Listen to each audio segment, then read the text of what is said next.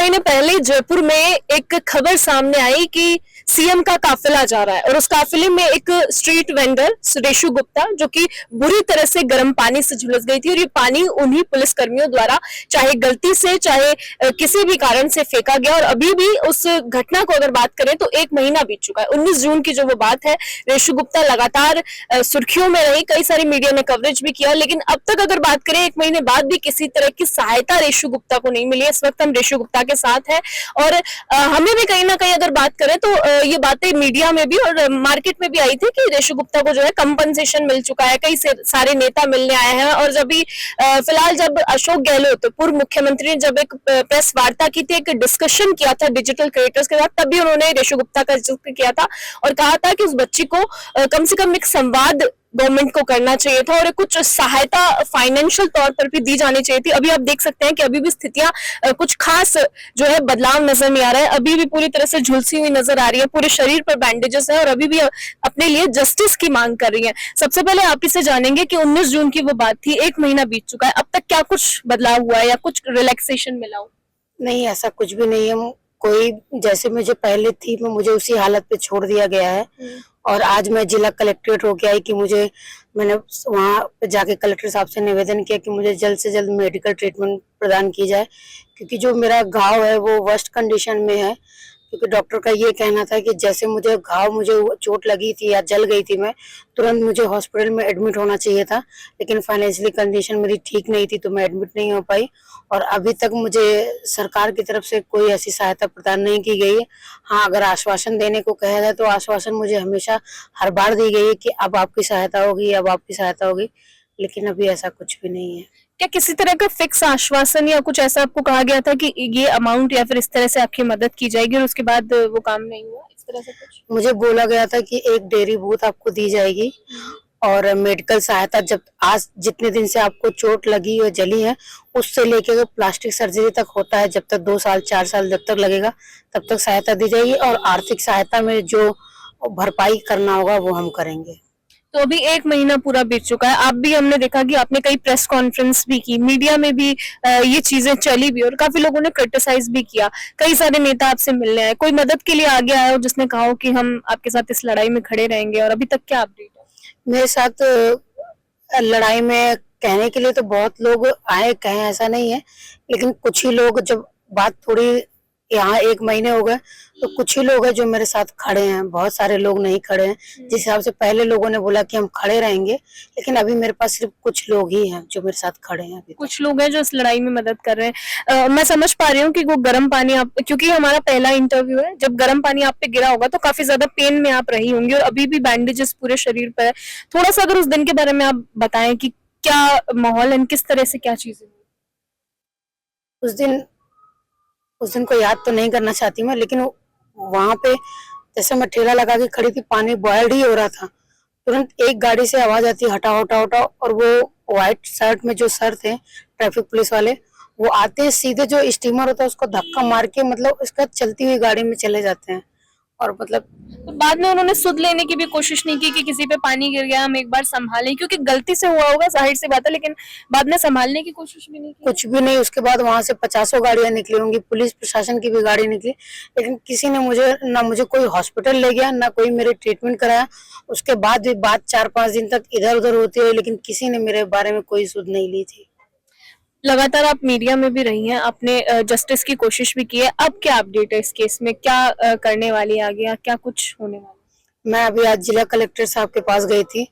अभी मैं कहीं ना कहीं मुझे उम्मीद है, इसलिए मैं गई थी कि मेरे साथ न्याय होगा या मुझे मेडिकल सहायता प्रदान होगी।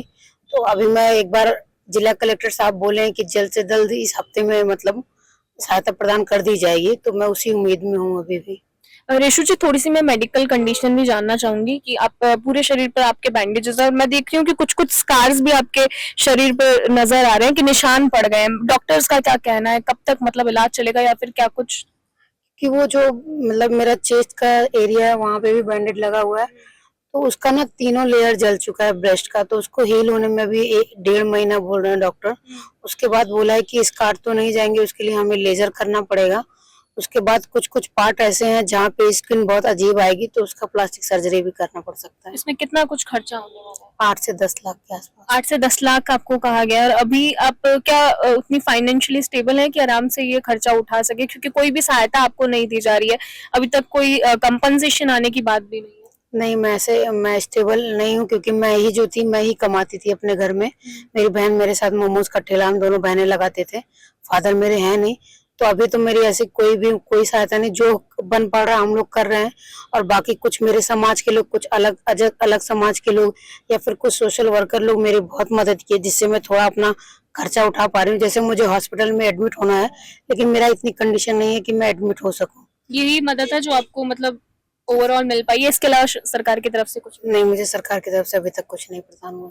अभी आप हमारे माध्यम से क्या कहना चाहेंगे प्रशासन को भी, क्योंकि काफी ज्यादा परेशानी आप झेल रही हैं। हम समझ सकते हैं कि 1 महीने से अब आप काम पर भी नहीं जा पा रही हैं, और जैसे आपने बोला कि आप अकेले अपने परिवार का जो है पालन पोषण करती थी, दोनों बहनें मिलकर। अभी आप, जाहिर सी बात है कि उतना काम नहीं कर पा रही होंगी, तो क्या कहना चाहेंगी जो परेशानी आपको झेलने को मिली है? क्या उम्मीद करती है सरकार से कि आपकी मांग है या सुनी जाए? मैं बस सरकार से यही हाथ जोड़ के विनती करती हूँ कि जल्द से जल्द मेरा फैसला वो जल्द से जल्द लिया जाए। मुझे मेडिकल ट्रीटमेंट, आर्थिक सहायता प्रदान की जाए, और मेरे भविष्य को देखते हुए कोई अच्छा फैसला लिया जाए जो मेरे हित में हो। क्योंकि मैं एक लड़की हूँ, मैंने भी अपना भविष्य देखा हुआ। आजकल लड़के के चेहरे पे छोटा सा दाग होता है तो उनसे सब ना बोल देते हैं, तो मैं बहुत बड़ा दाग लग गया है। तो मैं चाहूंगी कि एक बार सरकार अच्छे से इस पे विचार करके मेरे लिए न्याय करे बस। हाल ही में अभी जो हमारे पूर्व मुख्यमंत्री अशोक गहलोत, उन्होंने भी आपके बारे में एक जब डिस्कशन था हमारा सोशल मीडिया क्रिएटर्स या जर्नलिस्ट के साथ, तो उन्होंने आपका जिक्र किया कि रेशु गुप्ता के बारे में मैंने सुना, और उस बच्ची को कहीं ना कहीं कंपनसेशन और एक आर्थिक सहायता दी जानी चाहिए थी। क्या आपने वो स्टेटमेंट सुना? हाँ, मैंने भी सुना और न्यूज के जरिए ही पढ़ा था, और कहीं ना कहीं न्यूज पे ये भी मतलब है कि सरकार ने आर्थिक सहायता, आवास, डेयरी बूथ, मेडिकल खर्च सब प्रदान कर दी गई है। अगर ये सरकार ने बोला है तो मैं उम्मीद करूंगी सरकार करेगी भी, सिर्फ ये मीडिया और न्यूज़पेपर में ही नहीं रहेगा। देखिए, जैसा कि आपने इस मामले को समझने की भी कोशिश की, और हमने भी पूरी कोशिश की, क्योंकि 1 महीना इस बात को बीत चुका है, और जब कोई ऐसा टॉपिक या ऐसी चीजें सामने आती है तो वो कुछ दिनों के लिए ट्रेंड बन जाती है। अब जरूरत है कि उसको ट्रेंड ना बनाया जाए, एक असली मुद्दे की तरह, एक असली प्रॉब्लम की तरह टैकल किया जाए। 1 महीना बीत चुका है और रेशु गुप्ता अभी भी अपने लिए जस्टिस की मांग कर रही है। अभी तक आप देख सकते हैं कि घाव नहीं भरे, और एक लड़की के लिए, जैसे उन्होंने बोला कि एक छोटा सा पिंपल अगर हमारे चेहरे पे हो जाता है तो हम ओवर थिंकिंग में चले जाते हैं, तमाम चीजें सोचने लगते हैं। तो उनके पूरे शरीर पर जो स्कार्स हैं और जो एक बर्निंग जो दिक्कत होती है जब शरीर जलता है तो कितनी तकलीफ होती है, वो भी आप समझ सकते हैं। तो 1 महीना बीत चुका है। उम्मीद करते हैं कि जो आश्वासन सिर्फ हवा में दिखाई दे रहे थे कि रेशु गुप्ता को ये सहायता दी गई है, समझौता हो गया, वो एक्चुअल में भी आए, और ग्राउंड पर भी प्रशासन जो है उनसे एक संवाद करे, एक डायलॉग उनके साथ हो, बातचीत की जाए, और जो भी उनकी मेडिकल कॉस्ट है या फिर जो भी कंपनसेशन है उनको मिले, ताकि आगे जाकर वो फाइनेंशियली भी स्टेबल हो। ये जो दर्द है वो जो कि ऐसा नहीं है, लेकिन उससे उबर सके। मेरे सहयोगी संजय के साथ मैं सुशीला सोनी, जयपुर से।